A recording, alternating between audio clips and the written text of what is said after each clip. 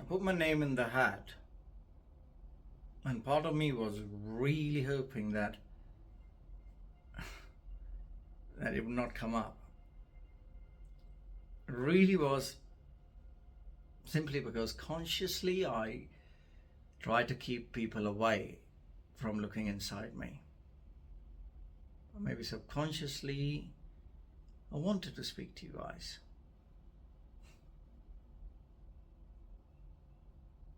So here I am. Oh, oh God, it's fucking bright in here.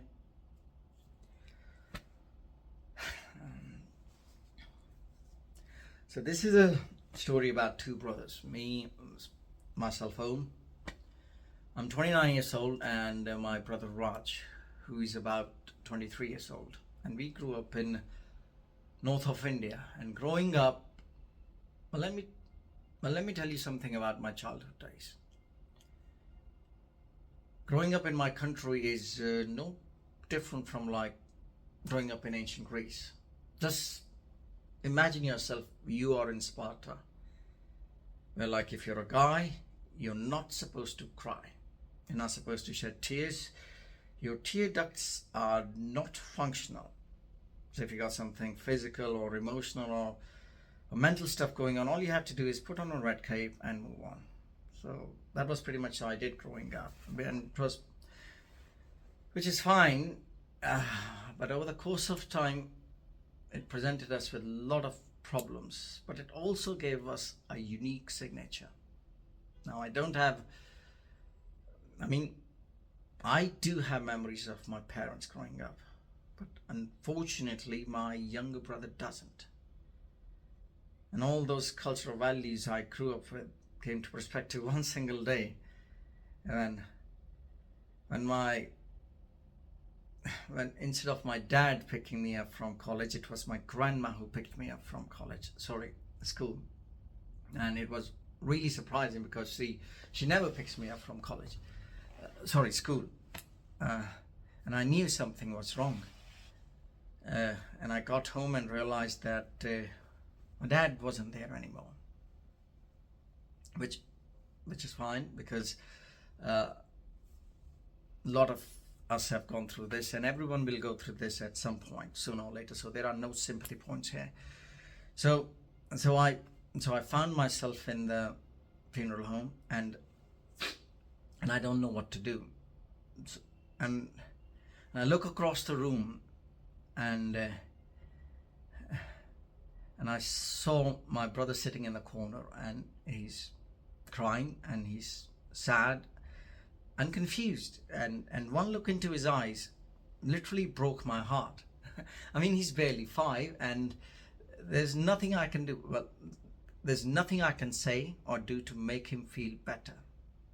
Now, I don't know why I did what I did, because I'm not a psychologist, but all I did was I ran out of the funeral home and went to the nearest stationery shop and got myself red velvet paper, which we use in arts and crafts, and made 2 hats out of it, and crumpled 2 pieces of red paper and made 2 noses out of it, and came immediately running back, put 1 hat on my brother and 1 on myself, and I said to him, "Do you want to go and have an ice cream with me?" And it was really surprising.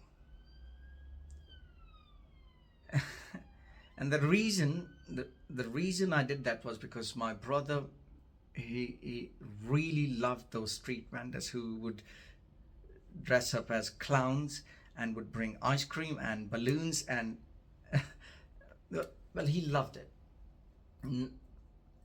Now, some people will say that, well, one person once said that subtlety is a sign of cultural weakness. A person who is uncivilized knows exactly what he wants, and he knows exactly what is right, and he knows exactly what is wrong. And it was pretty evident to me that what was right was to make this kid laugh, and what was really wrong were the social norms that I was supposed to comply with. So I don't need a red cape in that particular moment. All I needed was a 2 clown hats and a two red noses. So on that particular day, I passed everyone in the funeral home and I took my brother out. And we were like gone. We were like AOL for like a couple of hours. But I came back very next day and finished all the rituals that I was supposed to do. So all good. Now, I wouldn't wish my trajectory on anyone else. These past 10 years weren't exactly a walk in the park. Neither for me nor for my brother. There was no food for us, no money for us, no house. But somehow we got through it. Both of us are doing really fine right now. I mean, he's about to finish his business degree and I've gone ahead and did my PhD. So things worked out pretty well for us.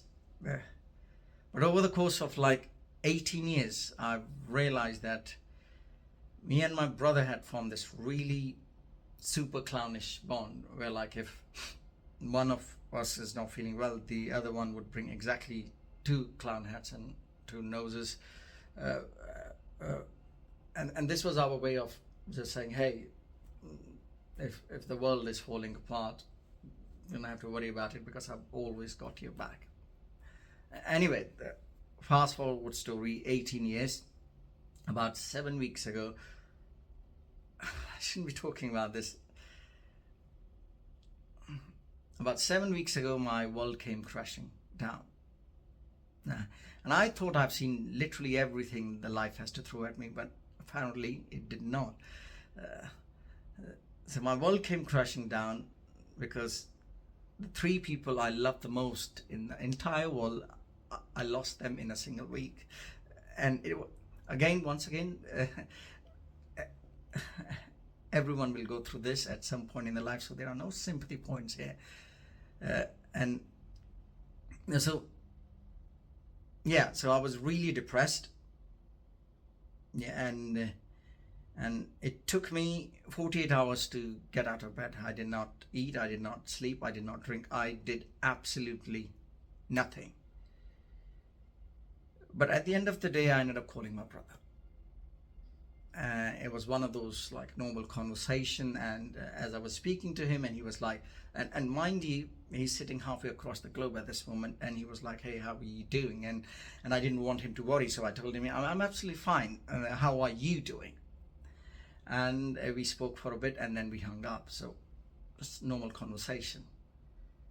But exactly 9 hours 47 minutes later, I got a call on my mobile.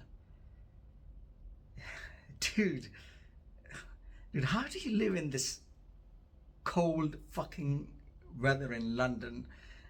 And I'm like, wait, what? Where are you?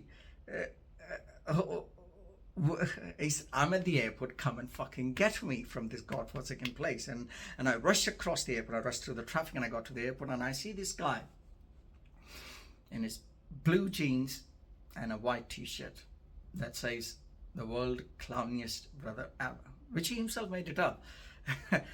And on that day, halfway across the globe, the only thing he brought with himself was a passport, a visa, 2 clown hats, and 2 red noses. And he said to me, I know it's really cold here, but how about we go get us clown that ice cream that we always wanted. Yeah. So we had some ice cream. Yeah, that's my share for your Red Nose Day.